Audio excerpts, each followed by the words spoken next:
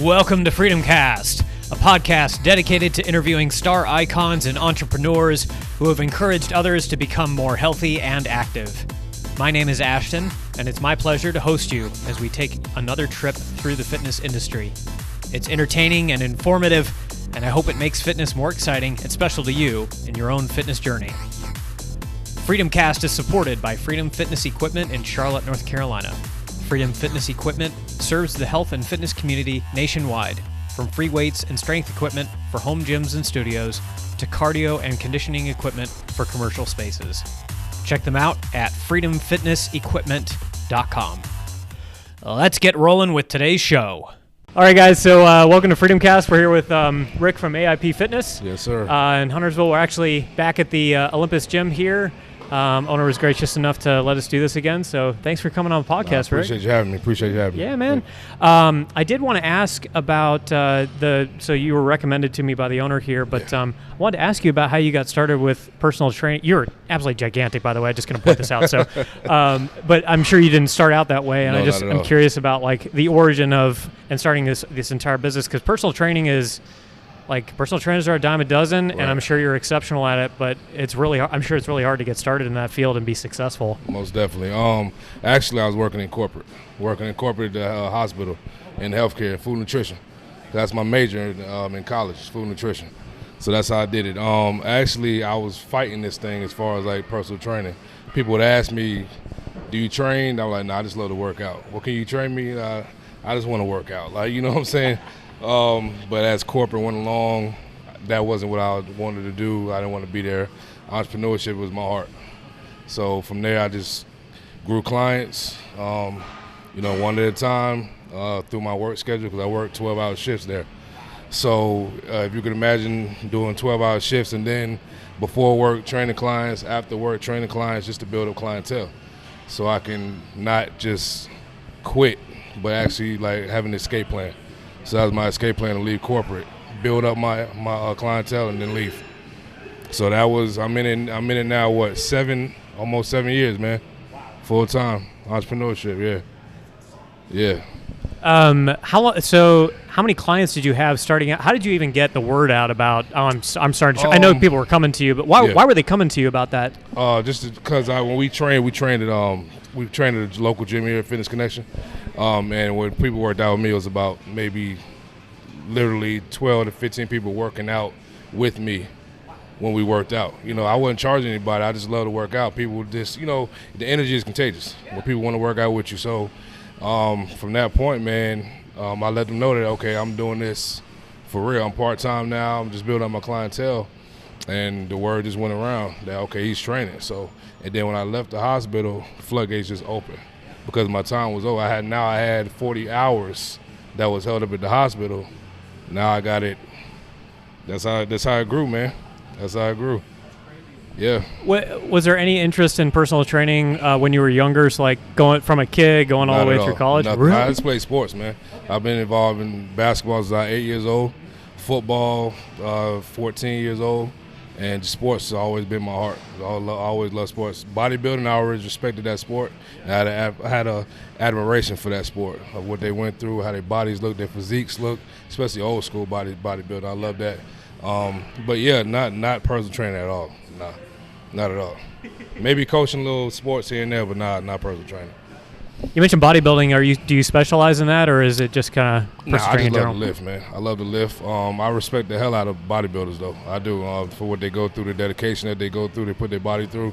I respect it, man. I told myself when I turn 40, I might get into it. You're 40? I'm 39 right now. Yeah, I'll be 40 next year. I was like, there's no way. Yeah, I'll be 40 next year, so I said I might challenge myself and do that. Yeah. Why not? You look great for almost being 40, man. Appreciate it, man. That's crazy. So how did you build this physique? Because, again, just to reiterate, you're gigantic. But this doesn't come through just sitting on the couch. Right. Well, I mean, sports had a big deal with it. Like I said, I played football, went to college, rigorous training program. Actually, I had a female strength coach in college, Christina Alonji. So when she watches this, shout out to Christina Alonji, Coach Alonji, one of the toughest strength coaches I ever had in my life. Tough. So she put us through a whole lot of stuff. She really broke down the body and anatomy of not bodybuilding, I'm sorry, but strength training. So with that being said, that kind of trickled down, from her, and then I just started a habit and then I got the mindset, man, of just I go hard anyway. So it's not like I'm gonna work out anyway. You know what I'm saying? So I just want to be the best I can be, man, and then get that energy to my clients, man, or anybody that's around me, really. Yeah. What does your particular training regimen look like during the week? I switch it up a lot. I think if you shock the body, for me anyway, my body reacts to different things. So one day I might do high volume, next I might do strength, another day I might do total body. It just depends. It depends on what I'm doing, what time of the year it is, if I want to cut. I take a lot of things from bodybuilding, from old school bodybuilders, and the split days. Nowadays I can't do 2 days anymore, so I can only do one day. I wish I could do twice a day, but I can only do 1 day. So I'm here for like 2.5 hours. So the pace that I'm at is going. So I get my cardio with that, and then I split mine up into pull days, push days, 2 leg days, mandatory 2 leg days a week. Got to hit legs. I still don't know why to this day a lot of guys don't like leg days, man. It's brutal. It's brutal, yeah, it's brutal. But you got to have it for everything else to grow.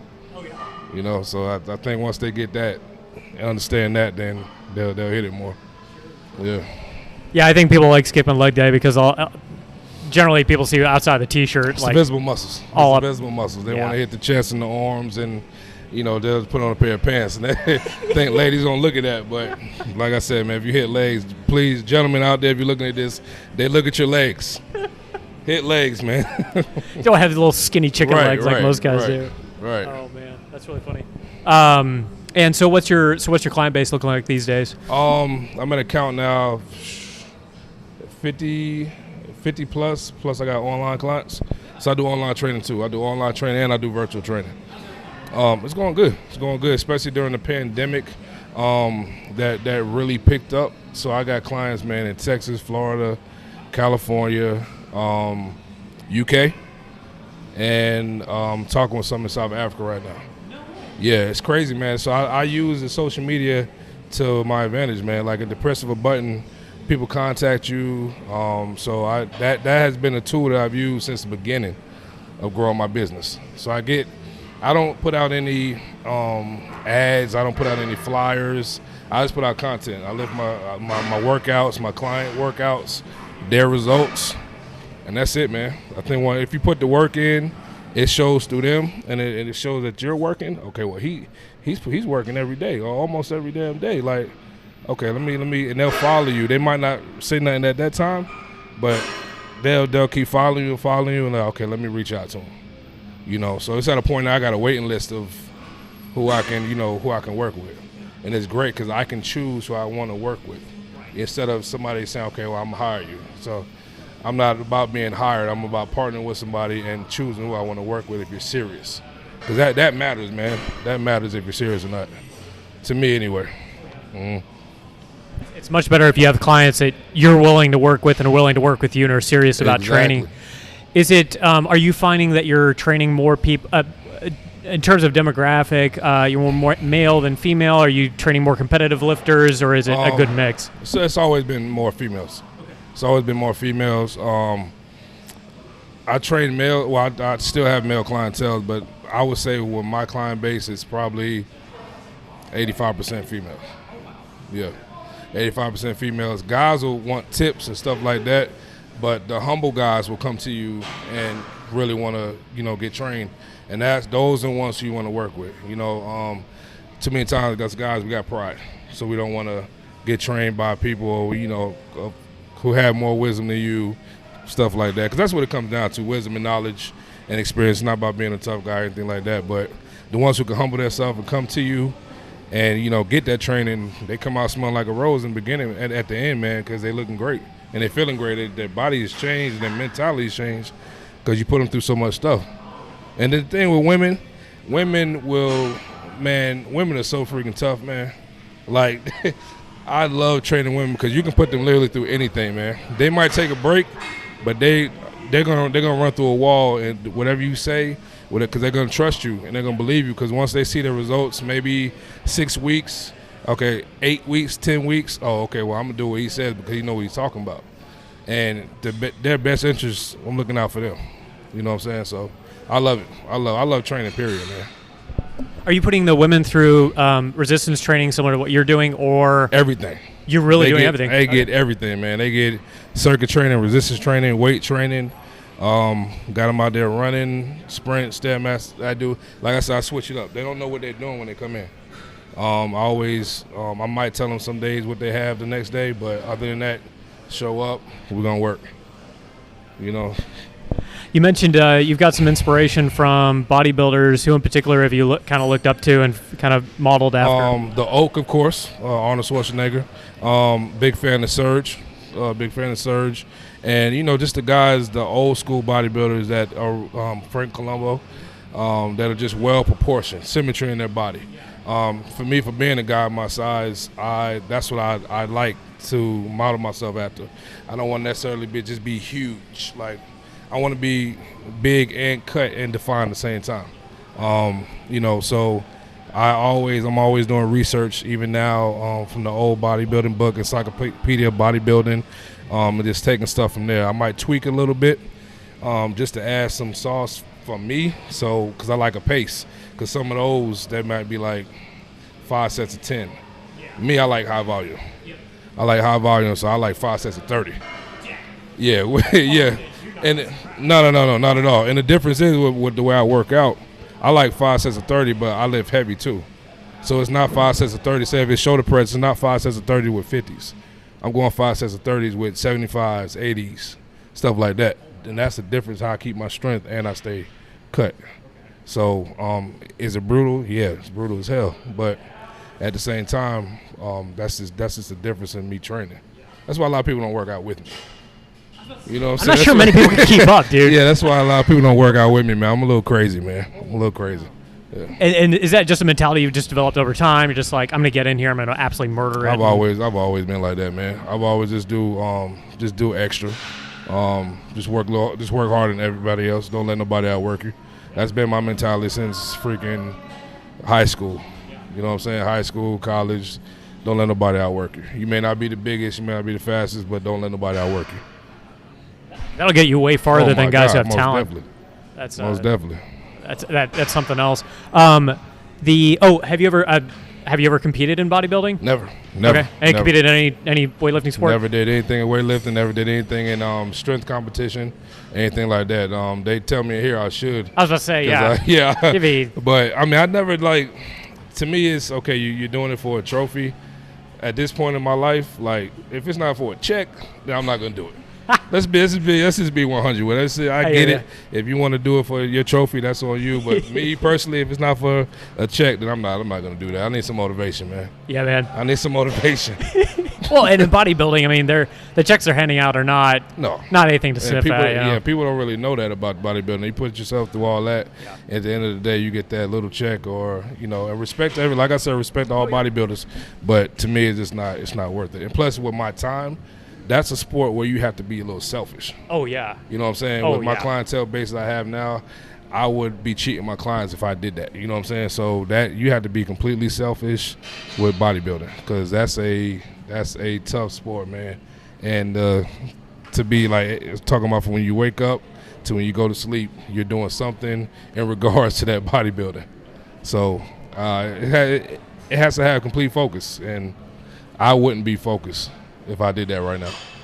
So talk to me a little bit about the mentality in regards to the business aspects of training and all that. So how have you been able to apply like I'm going to outgrind everybody to the business side, and how is that success, or how has that developed for you?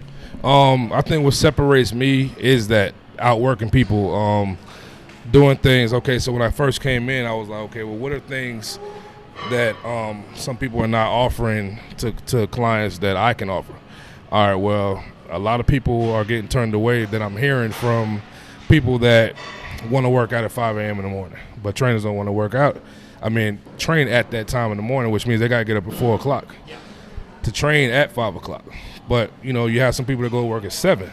7:30. So if you make yourself accessible, now what you're doing is at 5 days a week, let's say you have 3 clients or 4 clients that want to work out at that time, you've lost out on 20 sessions in a group, or 20 times that you can train a person.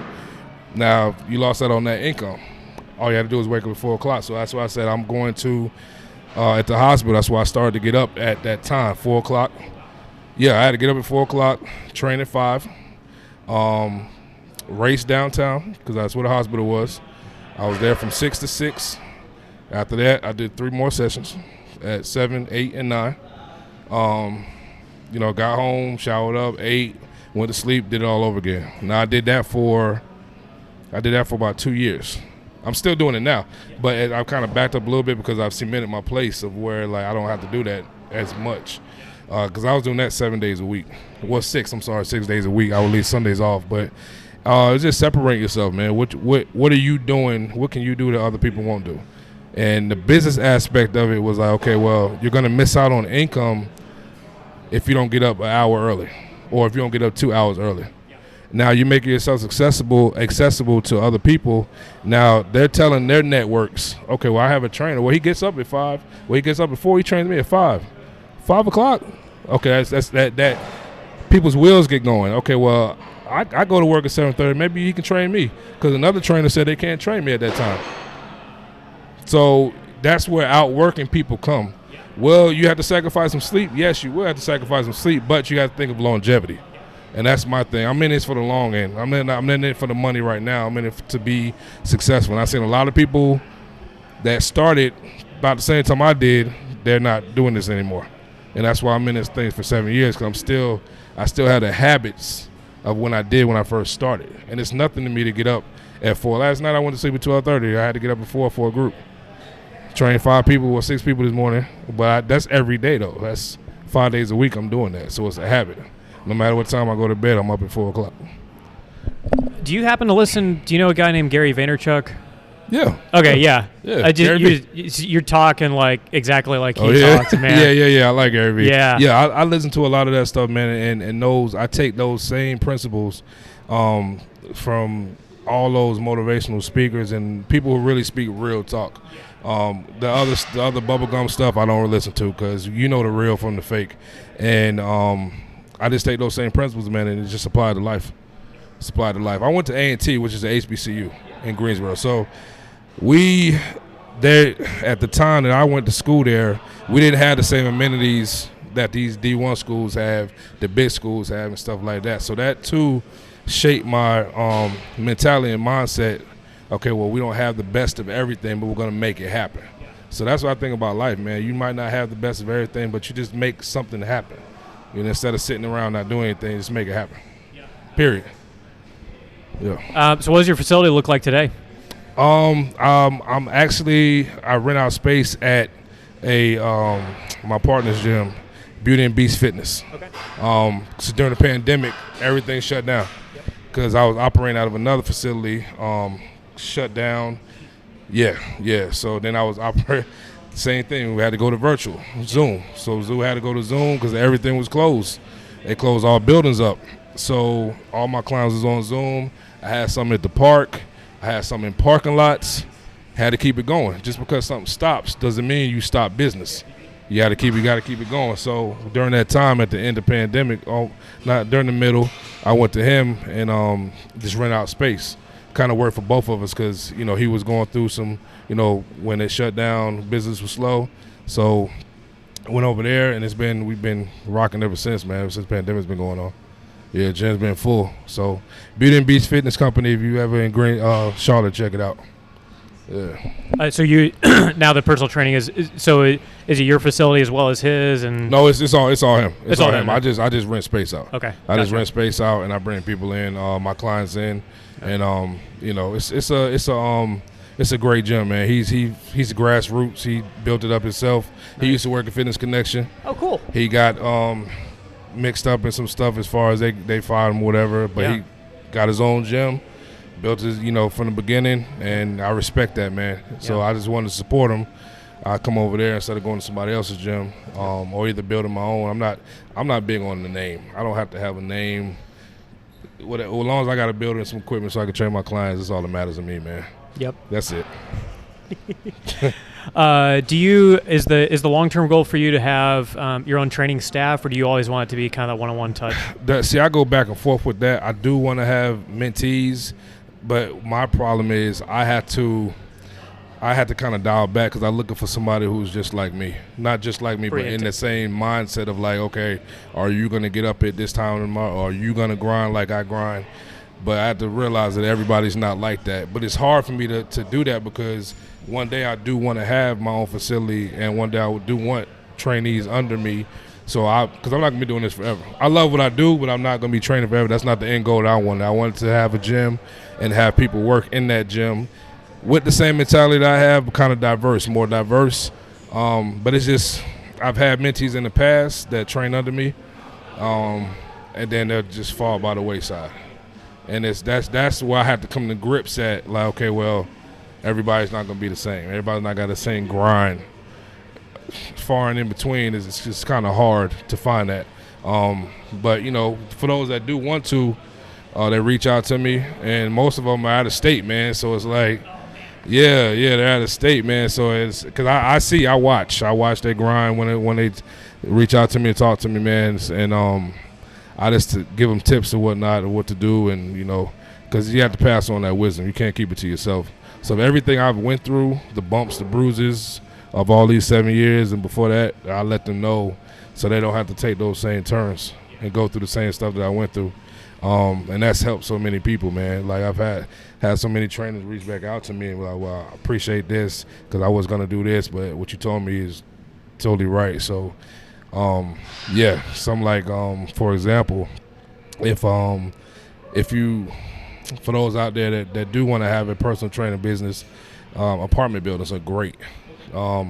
Apartment buildings, because if you go to the property manager and you present yourself in a professional manner and you have a portfolio showing your results of what you can do and what you have done in the past, they're more adept to being like, okay, well, we're going to partner with you because it makes the apartment complex look great. Now they have a trainer on site.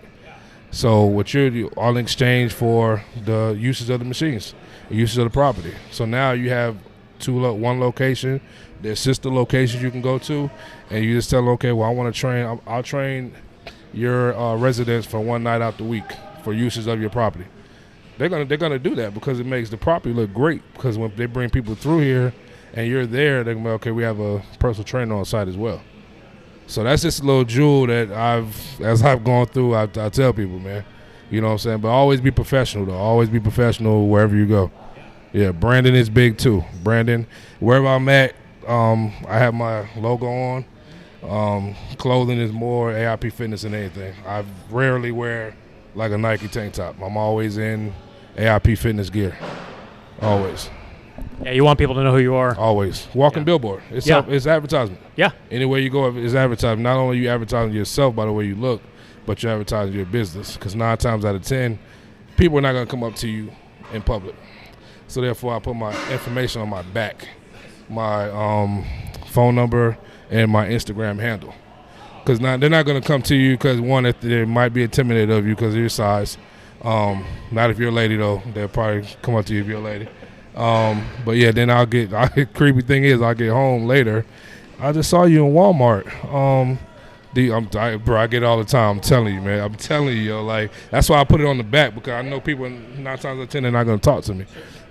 So yeah, I'll put the stuff on the back, and then I'll get a DM or a message later or a text message asking, do I train?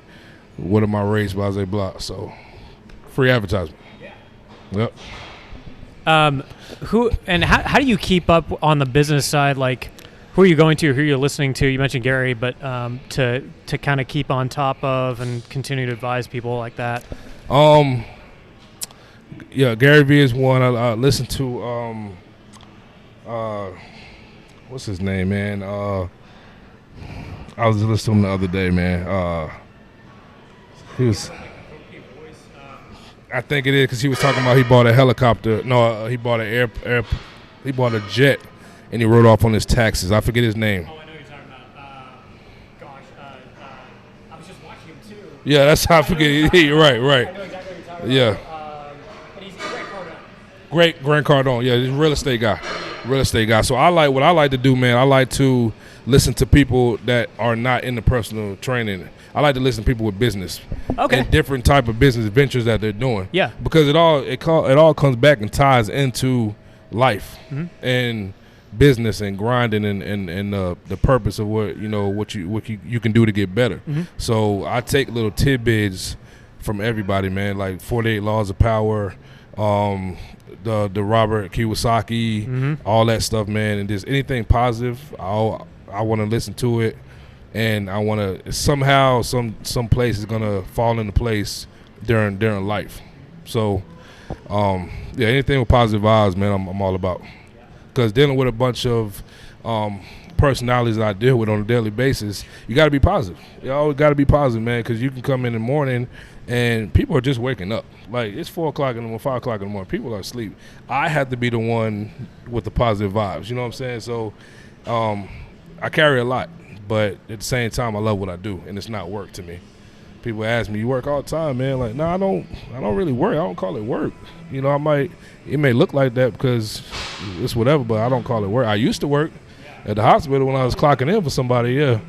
But it's totally different now. It's totally different. I love it. I wouldn't change for anything, man. Free. I'm free.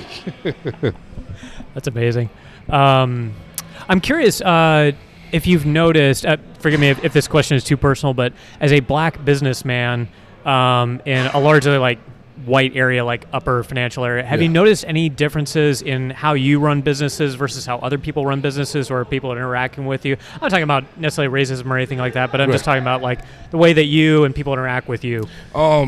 I haven't seen it. I've seen it in other areas, but me personally, no, because it all comes back to professionalism. All comes back to professionalism, how you treat people. If you treat people good, you treat people with respect, you're going to be fine. Then that's the thing I tell, especially male trainers, be professional, because it's 9 times out of 10 you're going to have a women client, and you have to be respectable. You have to know, what areas to talk about. Seriously, man, it's because we have a bad rap. Male trainers got a bad rap, and not all of us are like that. So I tell people, white, black, yellow, blue, treat people with respect. You know what I'm saying? No matter what your financial levels are, if you're good, you're good, and if you're professional, people are gonna want to work with you. Because I have a diverse group of clients. I got white, black, Hispanic. It does it. As long as you know what you're doing, you're professional. And during my consultations, I let somebody know I don't ask personal questions, but I ask questions to know about your life without asking that question. So if they bring up the question, okay, I have a husband, I have a spouse. Okay, sure, bring your spouse to the first workout, and let them see. I offer it, so it's not a thing of you have to hide it. I don't want you hiding anything. Like I want to meet who you with. I want to let them be comfortable with you coming in training, because as guys, and our spouses go to train with a guy, then they see me, they're like, oh that's that. Nah, that's not. We ain't doing that. So it's saying that I lose so much business off of that, just even before it starts. Because they'll go to the, honey, I got this trainer I'm just gonna start with. Oh, let me see him. Go to the page, go to my social media. Nah, we're gonna find you somebody else without even meeting me, without even knowing me, and boom, that's one potential client loss, which is income loss. So that's that part. That's the bad part of business right there. So, but you got to deal with it, man.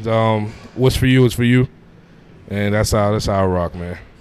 Yeah, I think it's a really good strategy, though. Like, I'm sure with any, like you said, with females, it's a little bit different dynamic, especially if they got boyfriends or husbands. They're like, oh, he looks better than me, and they get. I'm sure the jealousy factor's got to be through the roof sometimes. Yeah. I mean, it's a part of business. I've dealt with it for the last 8-9 years now, and like I said, I try to make it comfortable as possible. For them, so it won't be a situation for them, for the female, and for the group, for the spouse as well. So I think that's the best thing you can do, instead of because at the end, if you don't, you're gonna end up losing. So just might as well just put the olive branch out, let them know, okay, this is what we're offering. You're more than likely, you're more than welcome to come if you want to. I think that sign of respect shown to the spouse will get you further than not doing it. So, yeah, that part. That's a good way to run business too. Yeah. Have you trained any D1 athletes yet, or I know that's your long-term goal, but train D1 athletes, train pro. I actually trained an NBA champion. Shout out Brendan Haywood.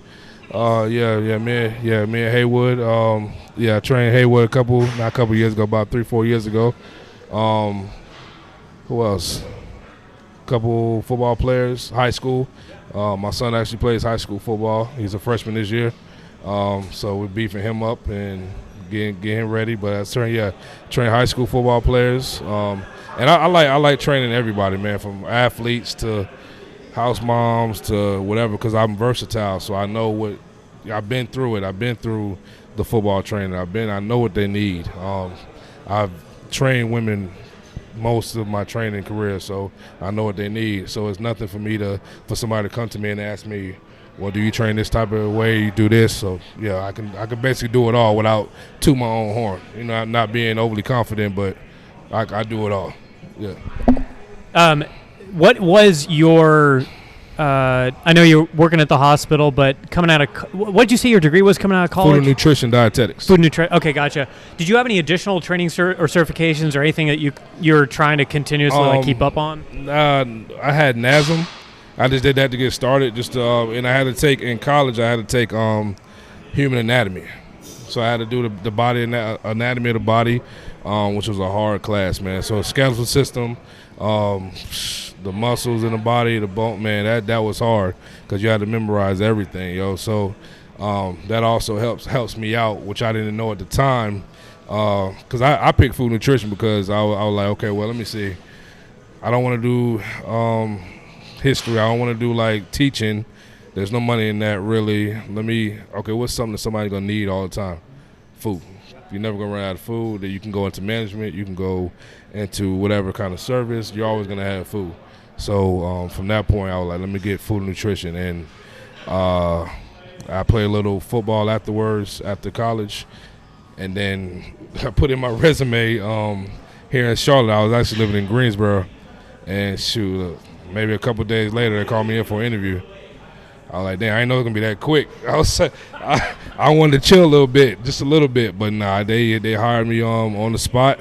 I negotiated my pay, which was the first time for them. Yeah, they wasn't expecting that because they wanted me to be salary. And I'm like, nah, I know how salary works. You're not about to work me to death, and I don't get paid for it. So I negotiated that at the table, and they was impressed by that. So I went to hourly instead of salary. Yeah. You're like on nurse's pay, which is right. So it's a little bit like the pay was good, but as I went along, just my heart was in it, and I didn't like going to work anymore. So I just knew it wasn't for me. So that's when, it actually hit me in the shower one day. I was like, okay, you're not supposed to be doing this. You're supposed to be training. I was like, okay, well, let me take this serious. Took it serious, and then here I am, 7 years later, man. 7 years later. You mentioned you played a little football after college. Were you doing? I was playing arena ball. I actually went to had a tryout with Buffalo Bills. Had a tryout with Buffalo Bills. No crap. After our pro day, then played CFL. Then played arena ball. So I was in football for about 2 years. Because I actually left the hospital to go play arena ball down in Georgia. They gave me a leave of absence for a year. So I left, got that out of my system. I was done with that. I ain't played football no more after that. Yeah, because I didn't really love football. I just like to play it. And I figured, I got something in my tank. Let me go play. And I was done with it. I can easily close that chapter and be done with it. I'm not one of those guys that be like, well, I played this back in the day. I did this. Nah, you won't never hear me talk about football. Yeah, I can't even watch football. I was telling my client this morning, I can't even watch a football game the same as a fan, because we've been we've been programmed so much, like in college, of breaking down film.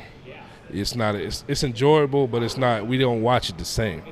Like it's work. It's work. So as soon as it comes on, they break the huddle.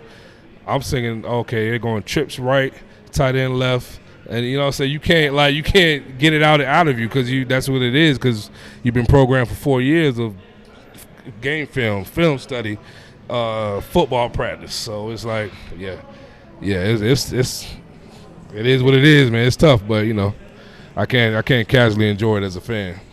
What cool. position were you playing? I played DN. Played DN, yeah. Loved it. Love wrestling with the Fat Boys. I love every bit of it. That's what my son actually plays now. He plays nose tackle. And he's gonna be way better than me. But yeah, I loved it, man. I loved A&T. I loved every minute of it. Yeah, no regrets. Yeah, arena football is that's no joke too, because is it the field's a little bit shorter 50 yards. and 50 yards. Okay. 50 yards. Yeah, 50 yards. The field goal is narrower. Okay. It's narrow. And you play both ways. Say what? Play both ways. Okay, gotcha. You play offense and defense. Oh wow. Yeah.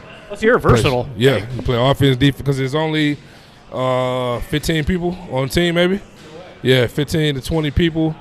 You either got to play special teams, defense, offense, or special teams, or all three. So yeah, you got to be in shape, man. And I learned that the hard way in my first game. Oh man, that shit kicked my butt, man. Oh my God. Oh my God. I was so tired after that game, man. Yeah, it was fun though. It was fun. I had a good time, man.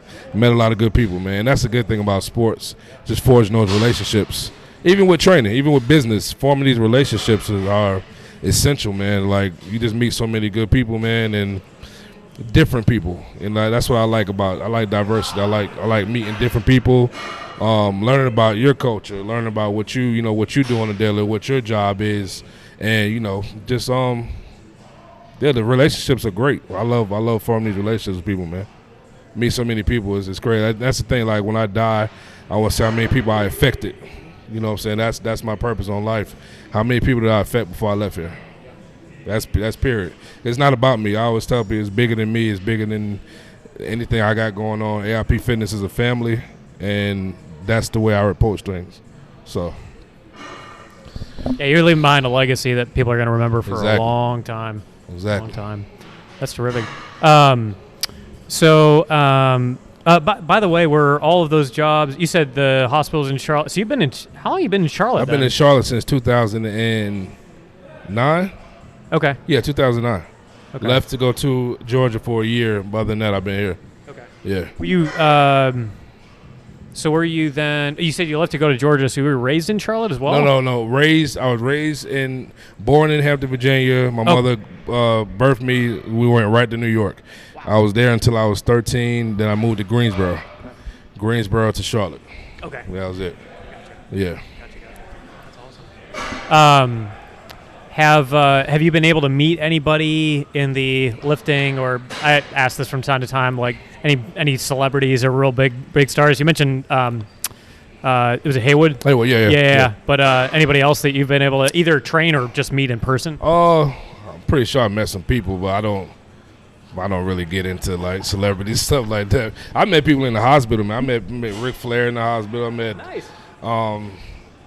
It's a lot of people, man, especially in the hospital I worked in, because people come in for surgeries, and they call them VIP people, VIPs. And to me, everybody's a VIP. And that's where I kind of like, once they started doing that, I was like, come on, man, like you're in the hospital, you're getting surgery, you're getting worked on. Everybody's a very important person. Like that's just my mindset. But I don't know, a lot of people, man. Sports people like Panthers. Yeah, because their football players always came in for surgeries. Yeah. Sure. Yeah, shoulders, knees, ankles, everything. Yeah, so yeah, they would have to get surgery in the hospital I was working in. But yeah, I met a lot of people, man, over time of here.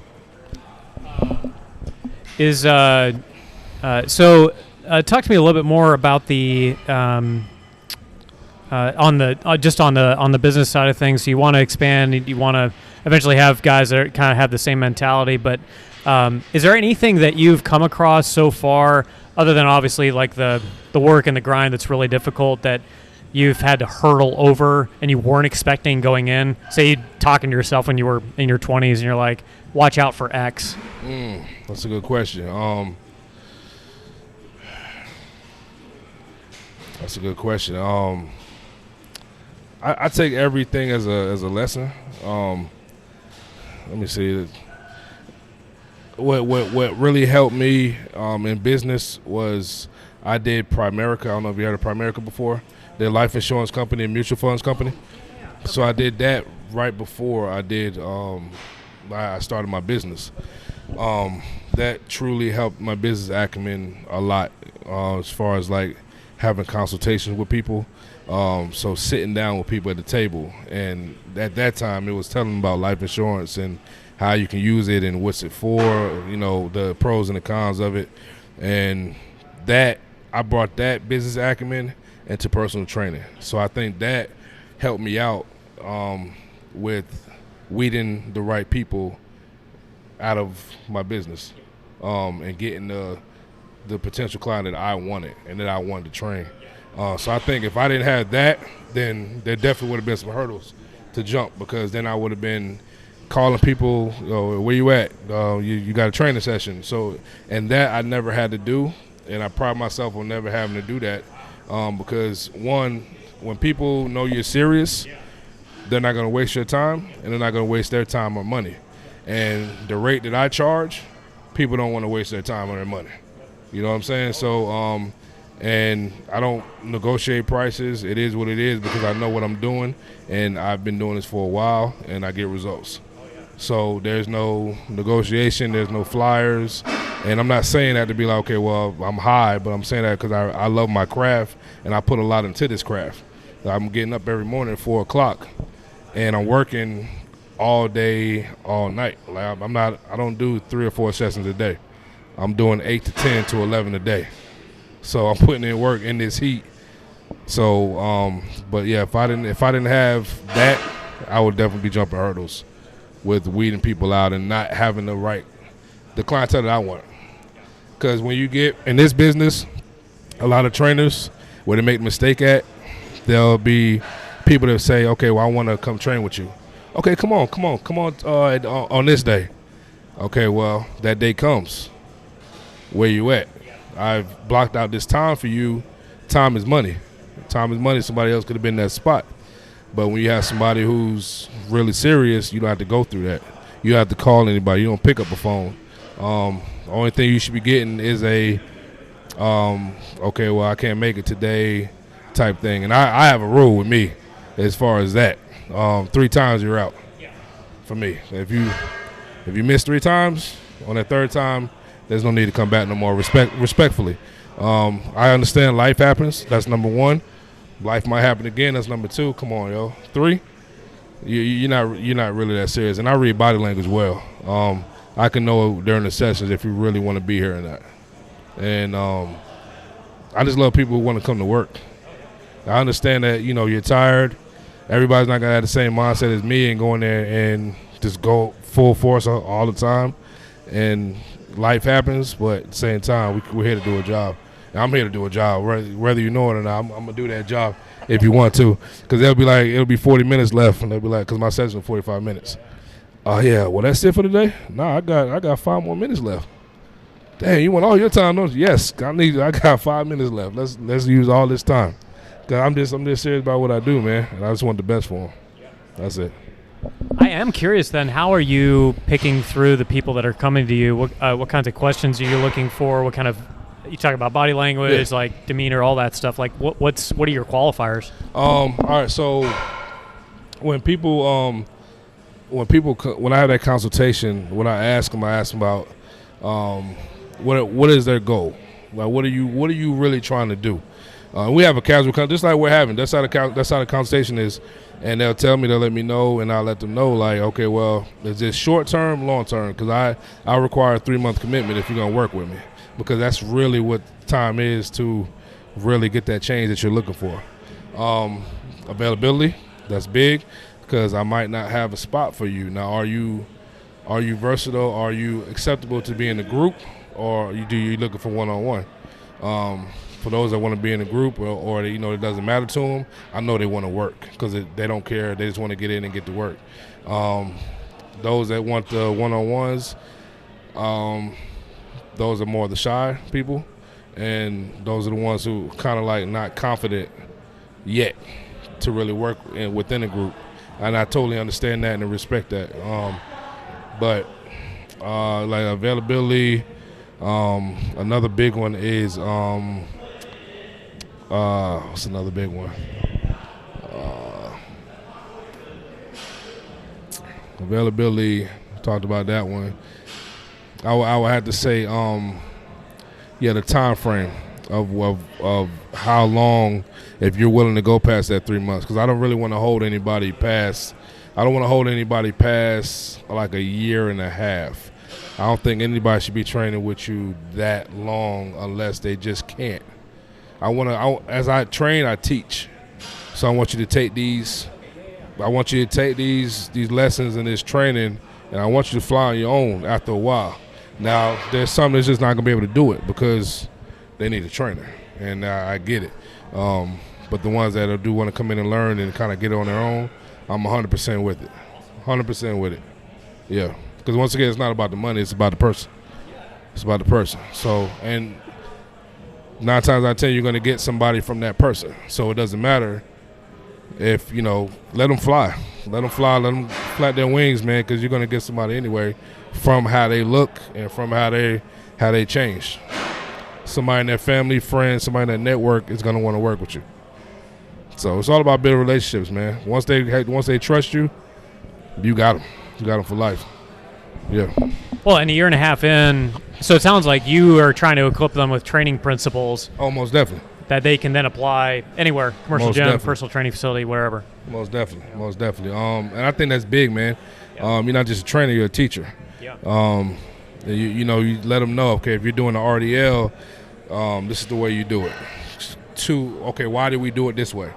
Good question. We do it this way because, okay, if you do it this way, you prevent this type of injury. If you do it this way, you're going to hit your hamstring in this type of way. So, and that goes with them. So when they travel or when they're not with you and they got to do a workout, they know, okay, let me fix this because Rick said do it this way. Oh, I feel it. I see the difference. So that's what I want them to, take from what we do. During the time they might be tired and they might be sweating and all that stuff, but they'll always remember in the back of their head why they're doing it, and just not do it. I'm not the type to just write on the board and be like, okay, well, this is what you got. Now I'm there in your face, and we working. I'm telling you what we're doing. Yeah. It's in the CrossFit workout where they. Right. Right. Sorry, not to match CrossFit. Right.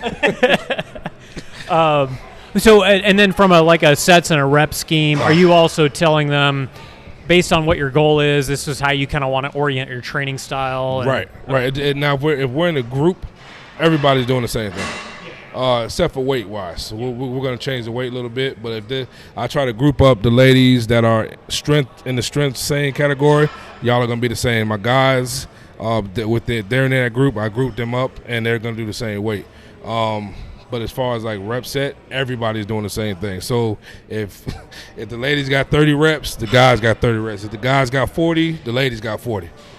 All across the board. I don't believe in we're not doing none of that. Like you're gonna work just like he working. You know what I'm saying? And I think that builds competitiveness. That which goes back to sports and life. And this, you don't want to get out work. You don't want to be embarrassed. So you're gonna work. So it gives good sessions, man. I'll tell you that. Good sessions, yo. Yeah, man. You gotta come check one out one day. For sure. Yeah. Are you recording all these too? Oh yeah. I don't record every session, okay. But if you look on my page, you can see the work that they put in. Yeah.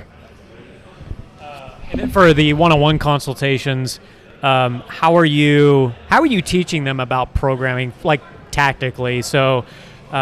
For me, for example, so if I'm oriented more towards, say, powerlifting, yeah. I'm doing squat, bench, deadlift more with you. Right. Are you telling them you want to, go more for a lower rep scheme and that kind of thing, or how are you equipping them with tools? Like, are you referring to different pieces of literature and stuff that they can look up as well? Same thing you just said. Like if you're doing a certain type of move or a certain type of event, This is what we're doing it for. This is why we're doing it. Yes, same way I'm breaking down, like I just told you for the other one. I'm telling them the same way.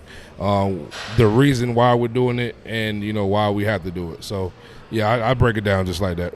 Just exactly what you just said. Yep. And then from a training methodology, I know you said you model yourself a lot after bodybuilding, but is there anything that you're doing as a trainer from an educational perspective to kind of keep up on? There's always a new training method, obviously, and I know you've got your bases, but like keeping up on whatever the latest scientific research is on certain things, or are you just kind of absorbing from different things you're listening to in podcasts, or what is it? A little bit of both. Yeah, I can be in a Barnes & Noble. If I see a book about core, I'm going to buy that book about core because there's something in that book that I don't know. And if there's something because I don't know it all, obviously I'm going to do my research on it because I want to always learn in my craft. And, because I might get questions about, especially dealing with ladies. Okay, well, how do I get my stomach down more? Like, what am I doing with this? So, what do I need to fix? So, okay, I'm gonna, like, I had, for example, have a client yesterday. She has her stomach. Everything is coming in line. Arms, legs, shoulders, everything's popping. But her stomach is staying bloated a little bit. Come to find out, it's birth control. Birth control that she's taking is making her stomach bloat. So my challenge is, okay, like, how can I, if it's possible, what can I do to get that down? Now I got homework to do, which I love. Okay, like maybe it's something I can't do because it's hormonal and I just can't do anything about it. It's birth control. Like, what am I gonna do? Yep. But I'm gonna try my damnedest to find out and work around this problem that she's having. Because, like I said, everything's coming in line, but that, and that's what she found out the other day. It's her birth control that she's taking. So I'm like, okay, well, good. I got homework to do. That gives me another challenge, and I like challenges. So I'm just gonna see if there's anything I can do. Like I said, I might not be able to do nothing about it, but I'm a damn sure try. I'm gonna try. Yeah. I'm sure they super appreciate that because I figure most personal trainers are not even going to – I figure most personal trainers just in general are not doing any sort of continuing ed or keeping up their skill set. It's complacency. Yeah. They get complacent. They get comfortable within that situation that they're in, and they just want to do the basics. And, I did that. I don't need to do anything else. I'm good. I got this education. But why not keep educating yourself? Like I said, you're dealing with all type of people. You deal with all type of people, diverse backgrounds. Why wouldn't you want to know some other things that can help other people out? It's only going to help you if you retain that information. So why not? And I've talked to a couple other personal trainers who say, depending on your background, and I know you have a food nutrition background, you can or can't recommend certain things from a meal planning perspective. Right. Are you integrating that as well, or are you just focusing exclusively on personal training? I used to do the meal prep and the meal training, the meal stuff, but I just now focus on personal training. Okay. Because it got too overwhelming for me. One, with the amount of clients that I have.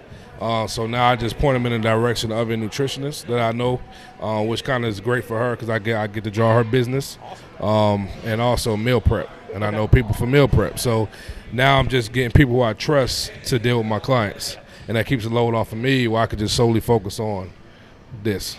Yeah, so, and that's what I would have if I was, in the future of my building, is to have a nutritionist on site, is to have a meal prep person on site.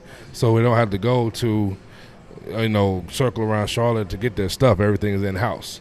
So once I get that done, get some mentees under my belt, then the sky's the limit after that. Yeah. Well, and knowing your personality, your nutritionist is going to be on point. Most definitely. No choice.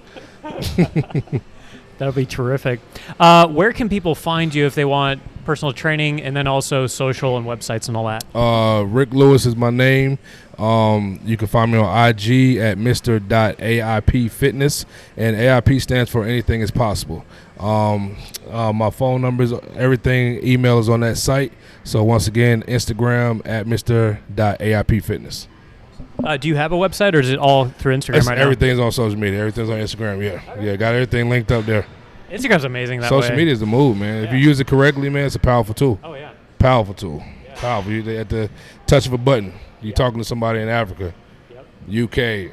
Crazy. It's crazy. It still blows my mind. Well, the advantage, like you said, is you can actually see if they're serious about what they're doing. Facts. You know, especially with online, I'm sure that's hard to determine without seeing them. Yeah. Well, I do virtual training, so it's set up just like a one-on-one training. Yeah. Well, they're actually they have their stuff up like that. I have my phone in front of my face. They're training right here, and I'm talking to them through their ear pod, and we're training.